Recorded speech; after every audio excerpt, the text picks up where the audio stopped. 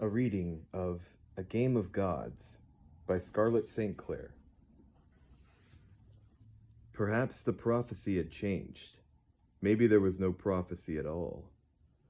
Just as that thought rolled through his mind, he knew it was too much to hope for. The fates would not bring the creature back if they didn't want it to challenge the gods. "Who are we racing?" asked Dionysus. My money's on Poseidon and his offspring," said Hermes. "That fucker's always looking for power." Hermes hit on something. Hades had also been thinking. The Ophiuchus could live on land, but it also thrived in water.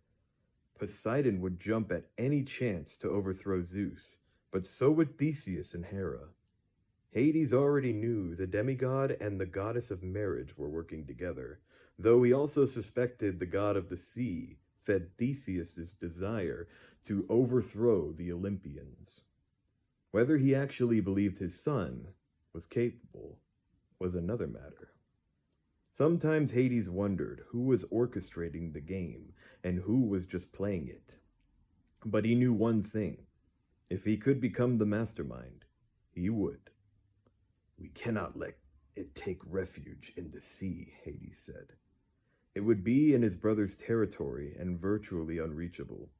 If Hades were to offer a bargain, Poseidon would not give up such a weapon. "Then we are wasting precious time talking when we should be hunting," said Dionysus. "The issue, Dionysus, is where to begin," said Hades, looking at the god. "Unless you have information, the rest of us do not." Dionysus did not speak.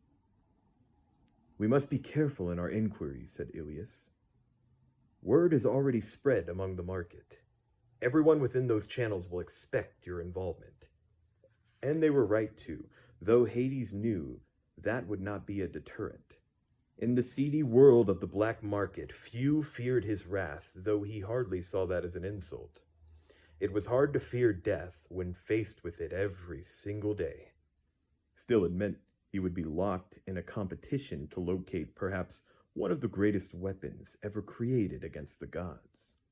"Then perhaps my Maenades should make the inquiries," Dionysus suggested, but Hades ignored him and looked at Ilias. "Put Ptolemaeus on the case, but watch him. I trust no one on this matter." "Even me, apparently," Dionysus said. Hades returned his gaze to the god of wine. "Let's not pretend you haven't already set your assassins to scout. You don't wait for permission. You take it." Dionysus pursed his lips and looked away. Hades could not tell if he was amused or annoyed. "And what is to be done with it when it is found?" asked Zoe. "Will you kill it?" Hades did not respond, because he did not know the answer to her question. He supposed it depended on what the oracle had to say about the creature's powers, though he doubted anyone else searching for the Ophiuchus would think twice about whether the prophecy still rang true. That creature had a bounty on its head, and a ticking clock on its heart. "You're all dismissed," said Hades. He was ready to be back in the underworld with Persephone.